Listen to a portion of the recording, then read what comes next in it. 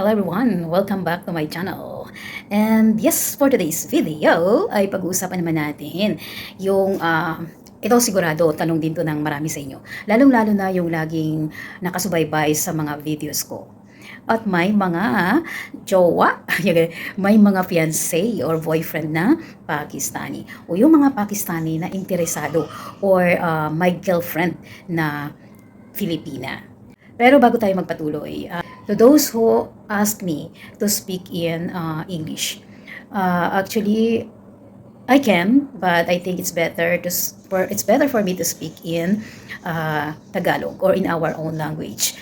All right, so let us start.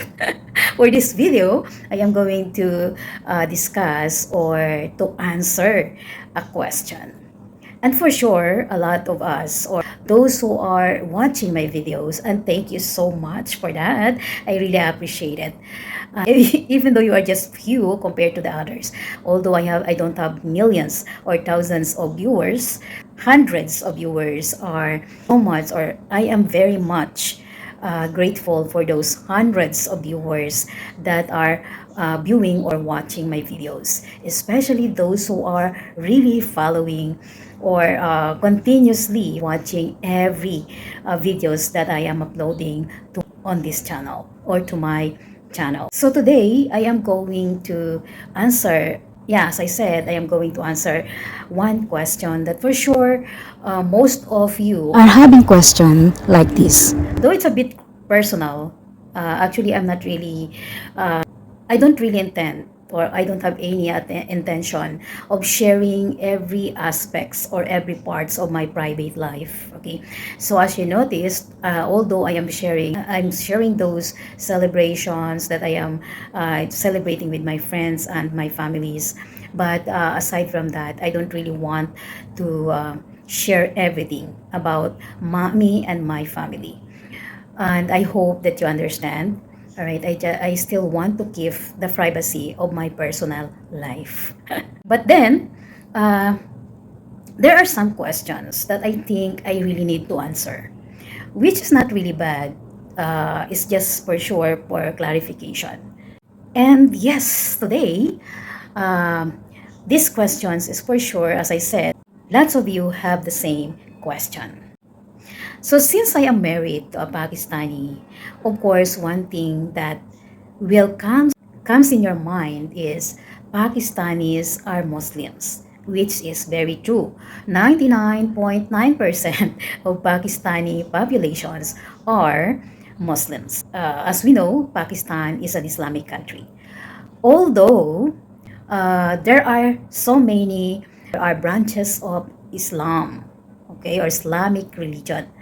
And we are not talking about that here because that is not our topic, okay? I will discuss that later on. And aside from that, although Pakistan is an Islamic country, there are also, although not so many, but there are also some or many religion here in Pakistan like Christian, Hindu, or other kind of Christians, and more. But those religion are a very little percentage of the population of Pakistan. But yes, there are other religion here in Pakistan aside from Islam. And because of that religion, we all know that as Muslim, they are allowed to have up to 4 wives. That is allowed religiously and legally. However, you might say, no, there are some policies or law that you have to follow for you to have more than one wives as per Islamic law and legal law. Yes, I would agree to that. But the problem is, same as in the other country, in the other religion or whatever, not all policies or law are being followed. People are tend to break the laws of the religion and the law of the country. Or for those who are believing that they really need to follow whatever the Quran says or whatever the religion says, it might be hard for them to have more than one wife. Okay, But for those who are not, and maybe they understood it in a different understanding, they don't really follow religious law or legal law as the majority understand. They don't really follow the law of the religion or the country's law. Yes, it might be also a question from those, not only the Filipinas that has a boyfriend or a relationship or a woman and man relationship, okay? Or yung tinatawag nating fiancé or boyfriend. They are marrying one, two wives, two, three, or four. Or some, though it's crazy to hear, right? It's crazy to think they are having more than four wives. So this kind of marriage are very rare, as in rare, right? Which is not uh, illegal or which is not bad kasi nga it's allowed as a Muslim, and legally or religiously and legally allowed or accepted. It's not a sin as long as nasusunod mo yung mga dapat mong gawin as a husband to your wives. It's really true. I have friends that are second wives, third wives, or fourth wives. But honestly, in the family of my husband, there is none. They don't have. No one from his uncles and father's family, mother's family that has more than one wife. So, ito na nga. Ito po ang totoo. Uh, Actually, nung bago ako mag-asawa, my relatives and my friends, my colleagues, my acquaintances, malaman nila na ang asawa ko ay isang Pakistani o ang mapapangasawa ko ay isang Pakistani. Hindi naman lahat, pero karamihan sa kanila ay naisip na agad na baka may asawa na siya. Kasi nga, Muslim. At if ever na wala siyang asawa, baka mag-asawa pa siya o magdagdag siya ng asawa after niya akong pakasalan. So the time, I was naive. Isip bata pa ko no. Kasi nga, talagang bata pa kasi nasa 20s pa lang ako noon. 26, 27. So syempre, hindi ko alam na and I don't really have any intention of marrying a Pakistani. Although my dream is really to marry with a foreigner. Right? That was my ultimate dream. But not to a Pakistani or Indian. Not because of their looks, because of the status of their economy. That time naman wala tayong masyadong alam. I met my husband in 2000 and we got married on 2003. During that time, social media is not yet advanced. Yes, I met my husband in 2000 and we actually met online. That time, in the chatting room, it was that time, hindi pa uso yung mga Facebook. Kung gusto mong makipag-usap online, you have to use Yahoo Messenger or Skype, di ba? During that time, cell phone is also not available. Or, I mean, although it's available, but not that easy to find or to have. Not advanced and not or cannot easily have. In that time, I got a phone. It was a gift to me after my graduation. And it was 3210. It was a little bit advanced, but the text messaging, especially for international, is very expensive, same as the calls. Internet connection is also not easy to have during the time. It just happened that yung work ko the time ay sa isang medyo malaking school.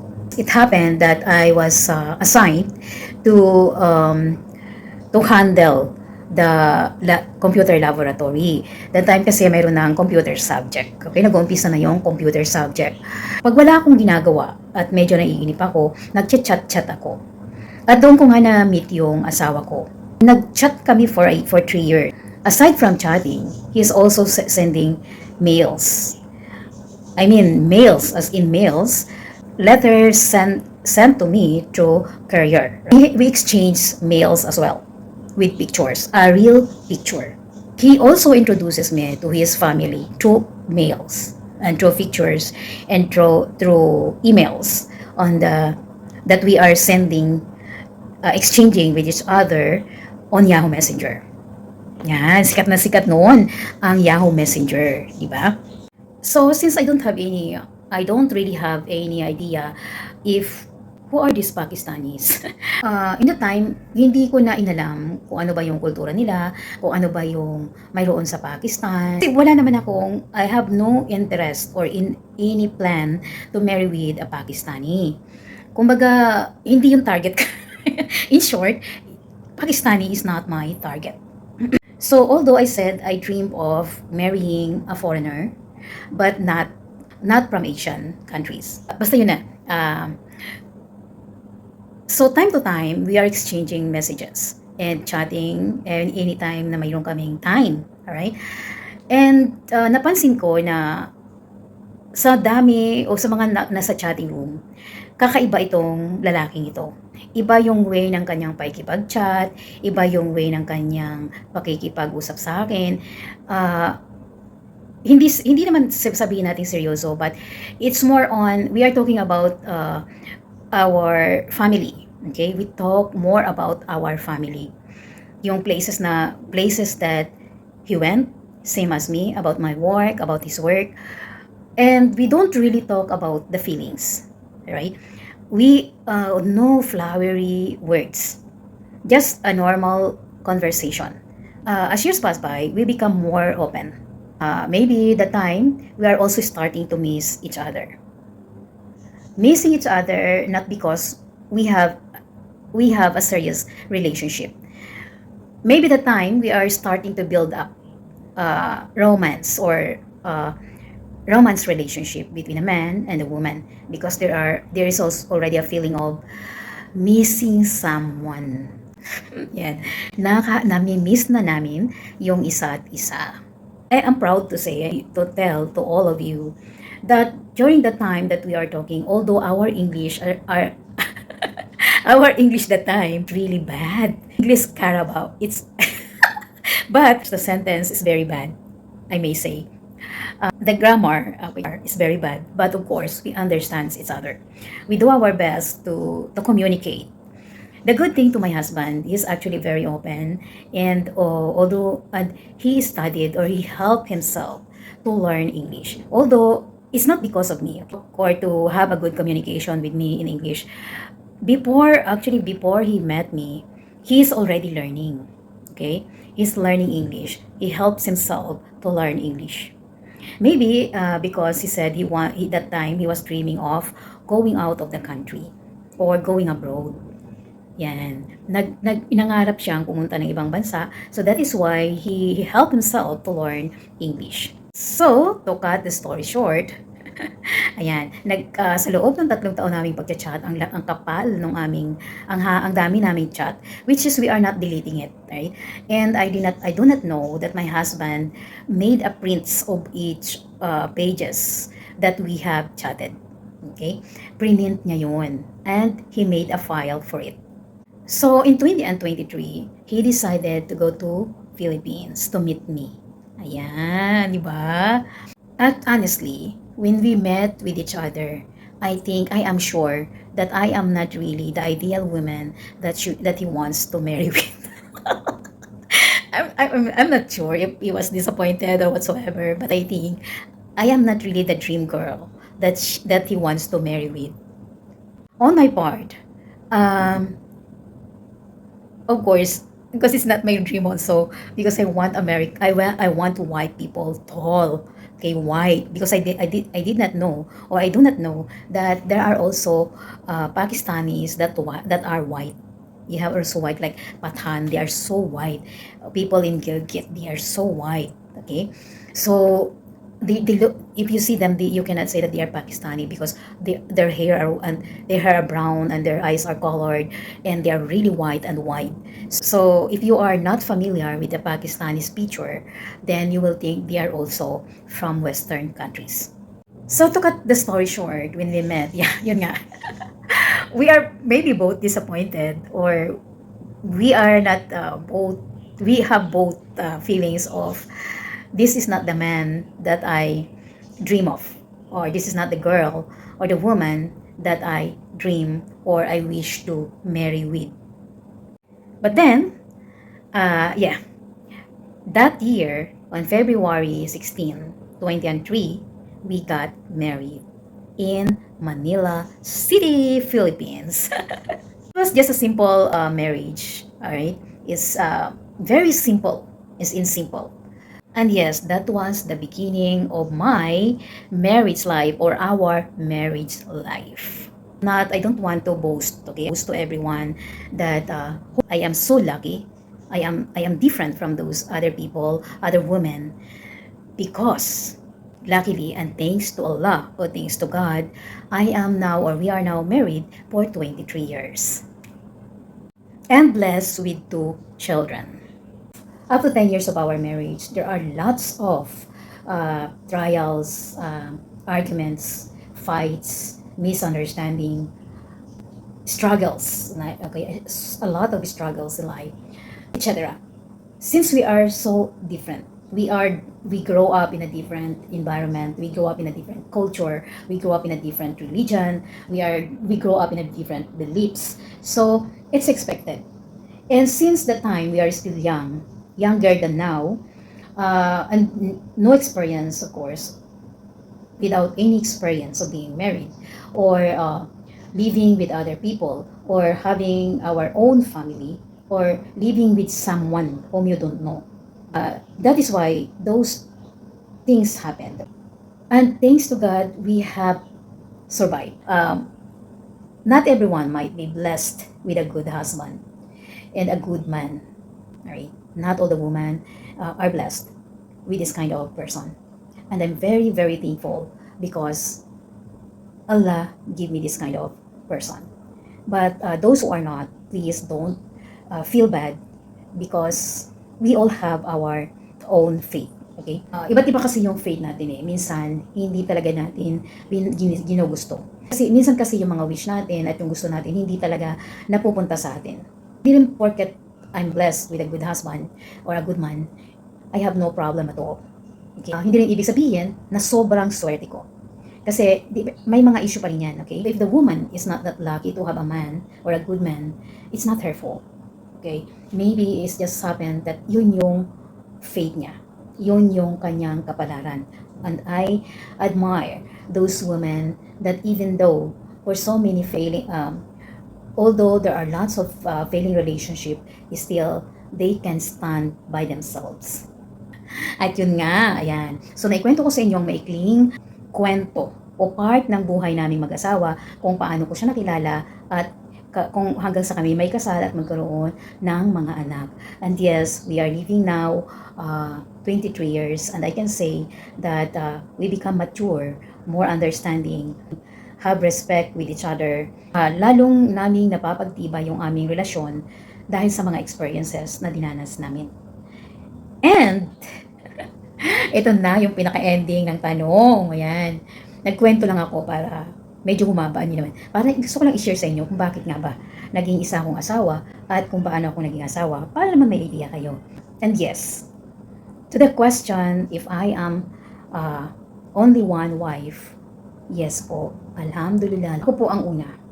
Hindi ko lang po alam kung ako ang huli kasi bata pa naman po kami. Pero sa ngayon po, yun nga, ako ang nag-iisang asawa ng aking asawa. At ganoon din po, asawa ko po ang nag-iisang asawa ko. Ako ang nag-iisang asawa at siya ang nag-iisang asawa ko. Sa ngayon, yan po ang aming sitwasyon. Pero syempre, bata pa naman po kami, hindi pa naman po kami ganoon katanda. I am 54 years old and my husband is... Sorry to my husband, but I have to reveal your... I have to reveal your age, okay? My husband is 6 years older than me. So, alam nyo na yun. I'm 54 and he is 6 years older than me. So, hindi natin alam, di ba? Hindi natin alam kung ano mangyayari sa kinabukasan in the future. And God only knows. Only Allah knows. But so far, yes po, nag-iisa akong asawa at nag-iisa din po ang asawa ko. I am not blaming or I don't look down to those women who is getting divorced and then marrying again, get widow and then marrying again, or had been in many relationships before they find the real one.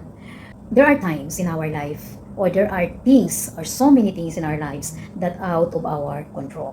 Sometimes it's the destiny or the fate leads us to this life na hindi natin ginusto at ayaw natin sa totoo lang. And we are not dreaming, but it happens. Okay? Iba't iba po tayo ng kapalaran. Tulungan na lang natin yung ating mga sarili to accept whatever fate that we have. At kung hindi natin ito gusto, pilitin natin o gawan natin ng paraan na mabago ang fate na ito. And if it's already good or you are in a good hands, then always be thankful and grateful.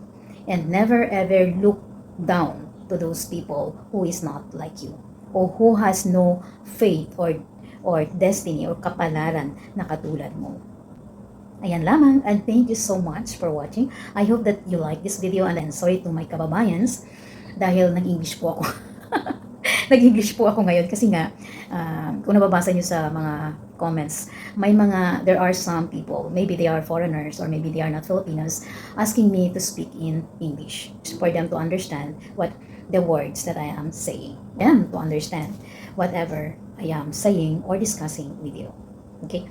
And alam ko naman na Filipinos are good when it comes to English. Many times, although we cannot really speak correctly or grammatically, or we cannot speak grammatically correct, but still the English, okay? We can understand this language. And sometimes, and many times, people or Filipinos who are really good when it comes to diction, pronunciation, grammar, or English, they are those people who are maybe will not accept the way I am speaking or pronouncing the English language, or this hindi nila, maaaring sila yung hindi nila matatanggap yung pagsasalita ko ng English. Because maybe for them it's not, my grammar is very bad, my diction is very bad, my pronunciation is very bad. But who cares, right? We are not English speaking, okay? We are not British, we are not English, we are not Americans, we are not Canadians. Our language is Tagalog, and it's very good, or you are good if you can speak the other language. Diction, pronunciation, grammar is not really important. The most important is you can speak and you can understand. I think that's the most important. So, again, that's all. And thank you. And I hope I can see you all on my next video. And if you like this video, and you like the topics or the discussions that I am talking or sharing here on my channel, please share this video to your friends or family or whoever you know can learn something about Pakistan, about the life in Pakistan, about the men in Pakistan, and for staying with me up to the end. And before you jump into other video, please don't forget to subscribe, like, and if you have any additional information, recommendation, comments or suggestion or correction to what I have mentioned or what I have discussed, just give me your comments or write your comments on the comments section below. Thank you again and have a great day. See you on my next video.